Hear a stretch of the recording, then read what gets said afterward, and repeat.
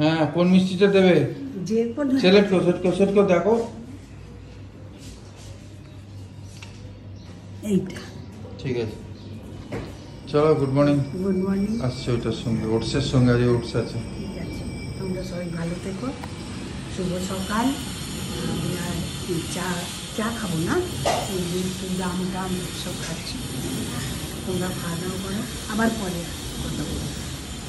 এই যে খুব হেলদি ব্রেকফাস্ট, দুনিয়ার রোল টোল খেয়ে দিন রাত, লুচি খেয়ে হ্যান খেয়ে এখন খুব হেলদি ব্রেকফাস্ট। লুচি খেয়ে একদম হয়ে গেছে। হ্যাঁ, এখন হেলথ ঠিক আছে। আপ ডাউন আজকে এইসব গলা ফলা মিলিয়ে হ্যান দেন। আর নিজের জন্য বানিয়েছে এই যে। আমি তো জল দিয়ে খাবো, দুধ খাবো না, তাই জন্য আমি এটা মিক্সিতে পিষে নিলাম আর এদেরকে দুধ দিয়ে আম কলা মিষ্টি খাও কি খাবে? পান খাবে না কি খাবে? অনেক রকমের আছে, পান মিষ্টি আছে, এইসব কি আছে, চেরি আছে। এটা মা বলেছে এটা খাবে, ঠাকুরের মুখ। ঠাকুরের তো খেয়েছি একটা, কাল সকালেও তোমার না, তাই জন্য কালকে সেই কদিন আগে আমি বলছিলাম যে একটুখানি খাও না, খাও না, কি একটা বলছিলাম আমি, সে খাবেই না। এখন কি কেন খাচ্ছ তুমি? এই সামনে দেখলে। হ্যাঁ, সামনে তো তখনও ছিল। খাবে নাকি? রসগোল্লা আছে কিন্তু দুটো মিষ্টি একসঙ্গে। এটা মিষ্টি, সব মিষ্টি একসঙ্গে হচ্ছে। সব মিষ্টি একসঙ্গে দরকার নেই, পরে খাও। কেন বলো তো, এতে তো মিষ্টি তো সব মিষ্টি খাও। আর এই যে ম্যাগি মশলা বলেছে এনেছি, আমি পেয়ে গেছি সামনে দোকানে। রসগোল্লার দই তো আমরা এনেছি না, ওর জন্যে। আজকেও কতটা দেরি হয়ে গেল, 11:30 বেজে গেল। খালি এখন একটু ভাজা হয়েছে, কুমড়ো ভাজা ডালের সাথে, যেটা ডাল তো আছেই কালকে এর সাথে। অ্যাকচুয়ালি ঘুমও হচ্ছে না, রাত্রিরে শুচ্ছি কত লেটে, এত দেরিতে কোনোদিন মানে আগে আমরা শুইনি। 12:30 পৌনে 1 প্রত্যেক দিন এরম শোয়া হচ্ছে তো, আর ঘুমটা একদম পুরো হচ্ছে না। সকালে উঠে পড়ছি, তাড়াতাড়ি এক্সারসাইজ করতে হবে, ব্রেকফাস্ট করতে হবে, সব চিন্তা মাথায় আছে। এগুলো না করলেও তো হবে না। এক্সারসাইজ যদি মনে করি না আজকে করবো না, তাহলেও মনে একটা খুঁতখুত লাগবে, আজকে কী যেন একটা করলাম না, এরকম মনে হবে। সেই জন্য ওটাও ছাড়তে পারি না, ওটাও মোটামুটি করি। এবার ভাবি যে চলো সব করবো না, কিছু কিছু করব। কিন্তু করতে শুরু করলে ব্যাস তখন মনে হয় আর সব করে নিই। এই করার জন্য হয়ে যায়, লেট হয়ে যাচ্ছে, সবেতে লেট হয়ে যাচ্ছে। আর এতক্ষণে আমার রান্না হয়ে যাওয়া উচিত, আজকে কিছুই হয়নি। যাই হোক, আজকে লাস্ট শ্রাবণ মাসের সোমবার, তাই ভাবলাম আজকে টোটালটাই নিরামিষ খাবো, একদম পেঁয়াজ রসুন মাছ মাংস কিচ্ছু খাবো না। একটা সপ্তাহ ভালো করে মানি, গেল সপ্তাহে মাছ মাংসটা খাইনি, কিন্তু না, গেল সপ্তাহ পেঁয়াজ রসুন খাইনি। তাই জন্য এই দুটো সপ্তাহ যদিও আমি করি না, শ্রাবণ মাসের সোমবার করি না, কিন্তু যখন মনে হলো করে নিই, কি আছে, এটা তো কেউ বলে দেয় না বা কোনো দরকার পড়ে না। মনে হলো যে শ্রাবণ মাসের সোমবার করে নিই, আগে করিনি, এখন করছি, তাই কি আর। যাই হোক, চলো আজকে কি রান্না করছি আমাদের দেখিয়ে দিই। আবার সেই নতুন, আজকে হচ্ছে আবার সেই বিউলির ডালের বড়ার যে করি সর্ষে পোস্ত দিয়ে, সেটা আবার আজকে করছি। আর এখানে বসিয়েছি হচ্ছে আলু সেদ্ধ, রাত্রিরে আলুর দম, রুটি হবে, নিরামিষ আলুর দম। আদা জিরে টমেটো একটু কাজু দিয়ে দেবো, সব বেটে আলুর দম হবে। আর এ কোথায় চললে? নাচতে যাব না, নাচা এখনো হয়নি, ওটা পুজোর সময় হবে। এখন কে জানি কি করব, সব এখন আগে 15ই আগস্ট আমি গাইলে এখানে বলে আওয়াজ হচ্ছে, আর নিজে গাইতে যাবে। আমরা সবাই মিলে গাইবো, কে কে গাইছে কার গলা কিছুই বোঝা যাবে না। হ্যাঁ, তো ওই জন্য তোমাকে আলাদাই দেয়া হবে, তুমি চিন্তা করো না। 15ই আগস্ট আসুক, ওটা জমিয়ে রাখো। 15ই আগস্ট আসুক। কোথায় যাচ্ছ তুমি? কোথাও না, রেডি করছি, আমাকে আবার ব্যাংক যেতে হবে। সত্যি বাবা, কিছু পয়সা তো পাচ্ছি না, খালি ব্যাংকই যাচ্ছি সবসময়, খালি ব্যাংকই যেতে হচ্ছে। ও বললো দুপুরের দিকে আসলে ভালো। একটা ফোন এসেছিল, আমি ট্রাই করছিলাম, বিএসএনএল বন্ধ হয়ে যায় যখন তখন মায়ের, কি অবস্থা। যাই হোক, চলো করে নি রান্না। হ্যালো, আজকে খুব ইন্টারেস্টিং একটা স্টোরি বলছি, যেটা ফ্যাক্ট, যেটা ট্রু। 10 জুলাই 1949 মুম্বাইয়ের একটা হসপিটালে একটা বাচ্চা জন্ম হয়েছে, ঠিক আছে। ও মামা ওকে দেখতে এসছে, ও মামু দেখতে এসছে, দেখে চলে গেছে। পরের দিন আবার সে দেখতে এসছে, মামু দেখতে এসে দেখে যে এই বাচ্চাটা তো ওই বাচ্চা না। তা ডক্টর ওদের নার্সদের ডেকে বলেছে যে শোনো কালকে আমি বাচ্চাকে দেখে গেছিলাম, হ্যাঁ আমি ওর মামা হই, কালকে বাচ্চাটাকে দেখে গেছিলাম, বাচ্চাটার উল্টো কানে একটা ফুটো ছিল, খুব রেয়ার কেসে হয় এটা, উল্টো কানে একটা ছিদ্র আছে, এ বাচ্চা ওই বাচ্চা না, কোনো কারণে বাচ্চার কিছু হয়েছে, মানে বদলে গেছে। তখন ওই পুরো হসপিটাল ওই ওয়ার্ডটাতে পুরো খোঁজা হলো, খুঁজে দেখলো একটা মাছওয়ালার ওয়াইফের পাশে এরকমই একটা বাচ্চা শুয়ে আছে, যার বাঁকানেতে একটা ফুটো আছে এই জায়গাটায়, ঠিক আছে, বাঁকানের লতিতে একটা ফুটো আছে। তা বললো এটা তো আমারই বাচ্চা, তা মানে মামু বললো এটা তো আমাদেরই বাচ্চা, আমাদেরই পরিবারের বাচ্চা, এ বদলে গেছে। এবার অনেক বছর পরে নিজের অটোবায়োগ্রাফিতে ওই কানের ছিদ্র যে ছিল সেই বাচ্চাটা লিখছে যে আমার মামু যদি এত শার্প আর ইন্টেলিজেন্ট না হতো যে ও প্রেসাইজলি দেখলো যে কানের ছিদ্র, বা প্রথম দিন যখন এলো ওইটা দেখতে পেয়েছে বলেই তো ট্রেস করতে পারলো বাচ্চাটা, তাহলে বদলে গেছিলো, কারণ জানে না, কেউ জানে না কারণ। তো অটোবায়োগ্রাফিতে লিখছে যদি মামু আমার শার্প না হতো তাহলে আজকে সমুদ্রে আমি মাছ ধরতাম, আর মাছ ধরতে এইটা জানতাম না যে মাছ ধরতে কি আমি সুনীল গাভাস্কর হতে পারতাম। ফ্যাক্ট কিন্তু এটা সুনীল গাভাস্করের অটোবায়োগ্রাফি স্টোরি, এইটা স্টোরিতে লিখেছেন উনি যে এরকম আমি জানতাম না যদি মাছের পরিবারে আমি যেতাম, ওই সমুদ্রেতে মাছ ধরতে কি আমি সুনীল গাভাস্কর হয়ে যেতাম। এটা কিন্তু ফ্যাক্ট, একটা স্টোরি। তো এটা শুনলাম, দেখো তুমি চিন্তা করো যদি ওর মামা ওইটাকে না দেখতো এই জিনিসটাকে, হ্যাঁ তাহলে তো ব্যাস মুশকিল হয়ে যেত। হয়তো পরে কেউ দেখতো, মারা তো খুব দেখে বাচ্চা হওয়ার সঙ্গে সঙ্গে, বা আনকনসিয়াস ছিল মা, হয়তো ওনার এরকমও হতে পারে না, প্রথম দিন তো 1-2 দিন খুব টায়ার্ড থাকে, কিন্তু মামু এটা দেখেছিল। তা এই হচ্ছে সুনীল গাভাস্করের অটোবায়োগ্রাফিতে এটা লেখা আছে। কোথায় চলে গেছিলো, আবার কোথায় নিজের ঠিক জায়গায় চলে এলো, আর তারপর সুনীল গাভাস্কর হলো। তা সবই হচ্ছে ডেস্টিনি, কিসমত, কর্ম। কিসমত হয় তৈরি কর্ম দিয়ে, না ঠিক না? এখন বাজে 12:30, আমার রান্না শেষ হয়ে গেছে মোটামুটি। আজকে অনেক লেট হয়ে গেল, অনেক লেট। আর তবে আরতি আজকে লেটে এসছে, এদিকে সুবিধা, কড়াই টড়াই আমার মাজা হয়ে যাবে। আরতিও আজকে কি কাজ হয়ে, হ্যাঁ হ্যাঁ খারাপ লাগছে সেটা বলো। হ্যাঁ একটু রোগা রোগা লাগছে। সকালবেলা উঠে ব্যায়াম করছি তো। রোজ করছো? হ্যাঁ করছি, একটা ওই শেক কিনেছি, ওই শেক খাই। শেক? হ্যাঁ শেক। তুমি বললে প্রোটিন পাউডার? ওই তো প্রোটিন পাউডার শেকই বললো। আচ্ছা ওটা শেক করে খাবে আর কি? হ্যাঁ ওইটা সকালবেলা খেতে হচ্ছে। আর খেয়ে মানে শরীরে এনার্জি। ওইটা খালি 1 গ্লাস খাচ্ছ ব্যাস? হ্যাঁ ওইটা 1 গ্লাস খায়, আবার শুকটা কি এটা ওটা খেতে হয়। আর কিছু খাও না? আর সকালে উঠে ব্যায়াম করতে হবে, এটাই। আগে তো সিঁড়িতে উঠতে গেলে আমার ভীষণ কষ্ট হতো। দেখো সিঁড়িতে নামছি, উঠছি, মানে সেই হাফ পানিটা আর হচ্ছে না। ও তাহলে হ্যাঁ তোমার রোগা রোগা লাগছে, কিন্তু মুখও তোমার একটুখানি ছোট লাগছে। মাঝখানে তোমার অনেক বড় হয়ে গেছিল মুখটা, এখন খুব কষ্ট হচ্ছিল, কিন্তু এখন বুঝতে পারছি যে আমার শরীরের ওয়েটটা কমছে। বেশি দিন হয়নি, 15 দিনও হয়নি, তার মধ্যে আমি বুঝতে পারছি যে আমার শরীর ভারী থেকে হালকা হয়েছে। হ্যাঁ আমিও বুঝতে পারছি, তুমি বললে তাই, নাহলে অতটা খেয়াল করছিলাম না। না মুখ তোমার তো অনেক কমেছে, পেটটাও দেখছি একটু কমেছে। ভালো ভালো দেখছো, ডাক্তার বলে নিজেতে করলে আরো আগে করলে কত ভালো হতো। এমনিতে তো কেউ করে না, এখন ডাক্তার বলছে বলে। কি বলবো, বিশাল কষ্ট হতো, দেখেছো তো, অসুস্থ হয়ে পড়ে যেতাম, আসতে পারতাম। এখন শরীরে একটু এনার্জি পাচ্ছি। ভালো ভালো করো, যোগা এক্সারসাইজ করার দরকার। মেয়েকেও শেখাও, ছেলেকেও শেখাও। ব্যায়াম করছি না তখন হাতের পাড় ঘিটে ঘিটে মানে ব্যথা ফুটছে। অনেকদিন জং ধরেছিল, ফুটছে। ও আস্তে আস্তে হয়ে যাবে। হ্যাঁ করো। হ্যাঁ করতে থাকি। না পুজোর আগে আমি আরো রোগা হবো। রোগা হওয়া থেকে ভেতরে সিস্টেম ঠিক হওয়া দরকার। হ্যাঁ ডাক্তার কি বলেছে? ডাক্তারে বলছে যত পেট খালি থাকবে তত চর্বি দেখ বেড়ে যাচ্ছে।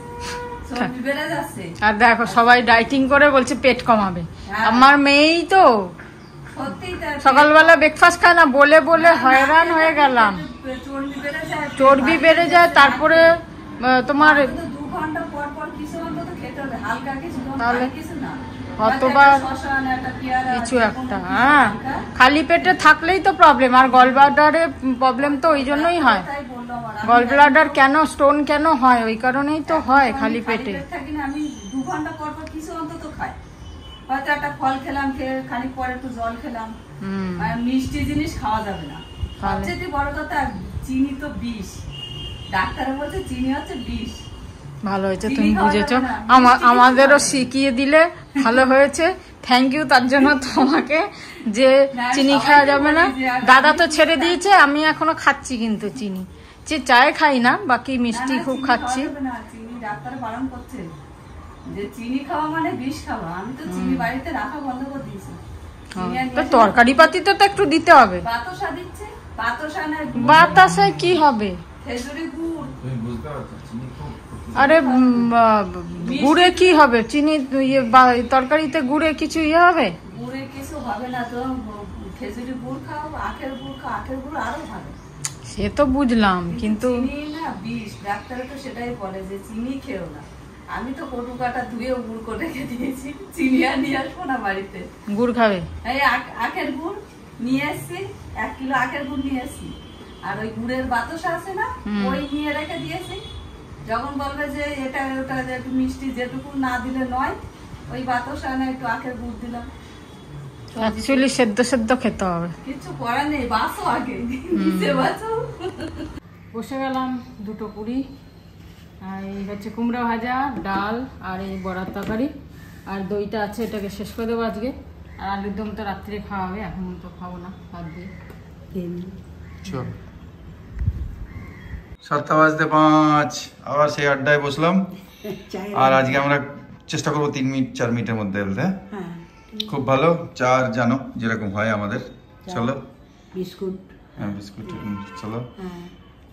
আজকে এই ব্যাপারটা কিছু কি বলবে আজকে? আজকে একটা ওর ছোটবেলার একটা গল্প বলি। গল্প মানে কি, সত্যি গল্প, এটা সত্যি। হ্যাঁ, এই তুইও শুনছিস তো? ওই যে বাবু সোনা, শোনো, পিঙ্কি বাচ্চা শুনছে। চলো। সে ছোটবেলায় না, ওর ছোটবেলা থেকে সর্দি খুব অসম্ভব, সাইনাস, রোজই সাইনাস, ওই হাঁচির পর হাঁচি হয়ে যাচ্ছে, মানে মুখ চোখ লাল, সকালবেলা রুমালের পর রুমাল, বলো রুমাল, মানে পড়াশুনো করা তো খুবই কষ্টকর।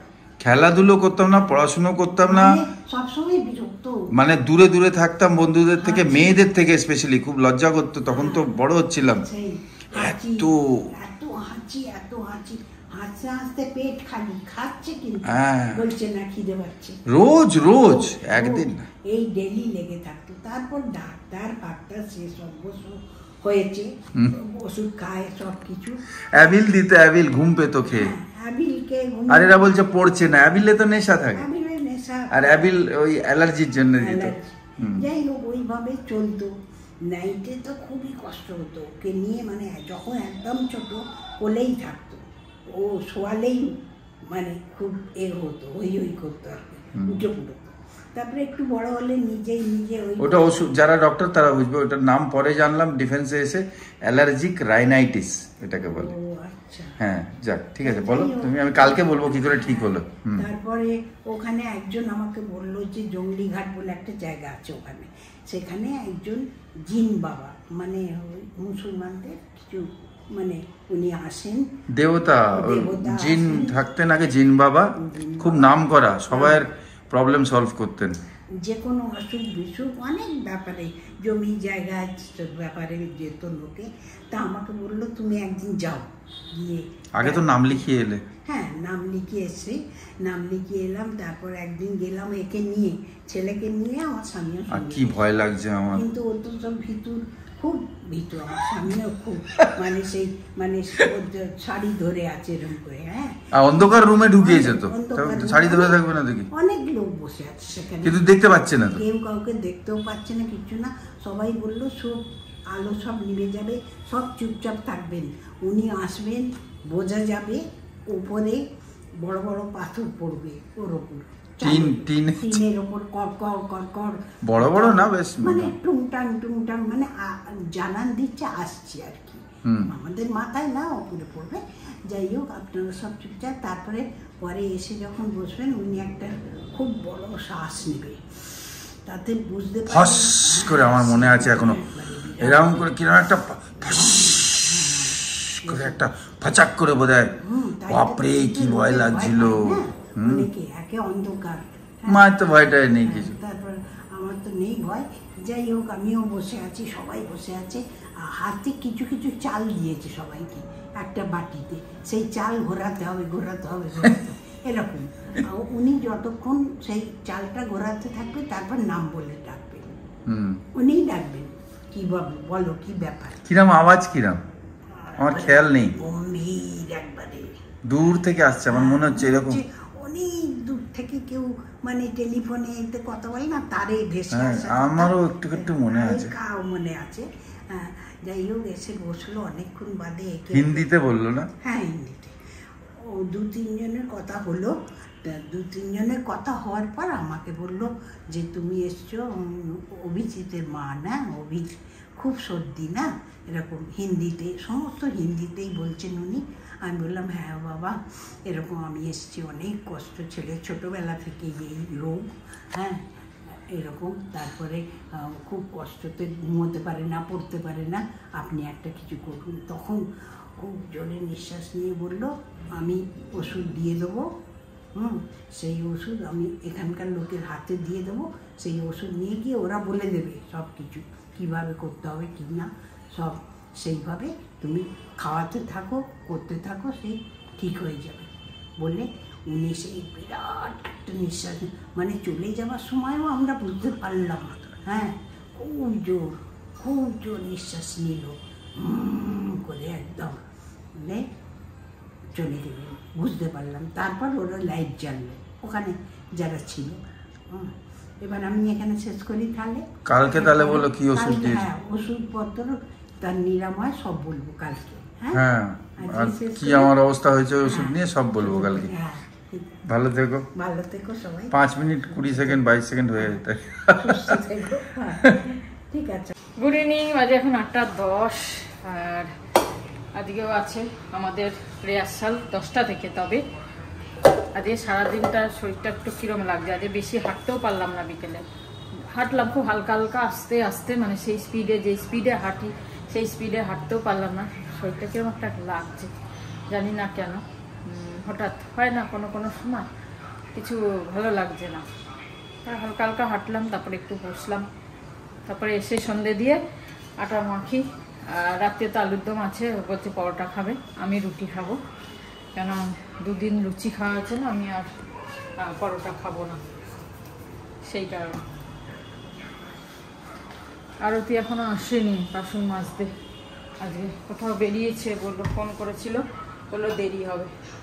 আজকে মানে এতটা লাগছে, ঘরে ধূপকাঠি আমাদের কোনোদিন এরকম হয় না যে ধূপকাঠি থাকে না, মানে আগের থেকেই 1 বাক্স 2 বাক্স ধূপকাঠি থাকে। সেদিনকে মরে গেলাম, ভুলে গেছে একদম ধূপকাঠি নিতে, আর এবার একদম ধূপকাঠি নেই, 4টে কাঠি আছে, মানে কালকে অবধি চলবে। এবার ইচ্ছাই করছে না যে বেরিয়ে আবার জামা কাপড় ছেড়ে আবার পরে আবার বেরিয়ে নিয়ে আসি, দেখি কাল সকালে ওকে বলবো এই দোকান থেকে, সামনের দোকান থেকে একটা ছোট নিয়ে আসতে, তারপর পরে আবার বড় প্যাকেট যেগুলো আনি বড় বড়গুলো সেগুলো নিয়ে আসবো। আপাতত 1-2 দিন চলি, চারিদিকে সব কিছু হচ্ছে না এরকম, 15ই আগস্ট আছে, এই আছে সেই আছে, সব মিলিয়ে একটু হচপচ হয়ে গেছে। আর সব থেকে বড় কথা, ঘুম যদি পুরো না হয়, শরীর সারা দিন কিরকম একটা লাগে, একদম ঘুম পুরো হচ্ছে না, তাই জন্য আরও লেজি লাগছে। ব্যাঙ্গালোরে ছিলাম, একটু দেরিতে উঠছিলাম, একটু বেলা করে উঠছিলাম, যেহেতু রাত্রিরে দেরিতে শুতাম, কিন্তু এখানে সেটা হচ্ছে না, সকাল সকাল উঠে পড়ছি, তাও এবার লেজি লাগছে, রান্না করতে দেরি হয়ে যাচ্ছে, আজকে তো দেখলে কত দেরি হয়ে গেছে। ঠিক আছে, এরমভাবেই চালাই।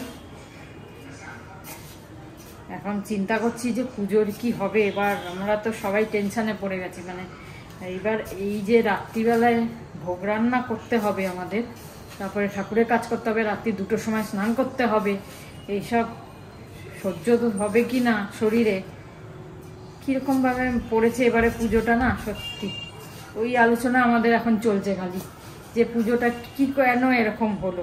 একটু বেলা হতে হয় না, এত সকাল সকাল এরকম হওয়া হলো, কি করা যাবে, পঞ্জিকা যা বেরোবে সেই হিসেবেই তো করতে হবে।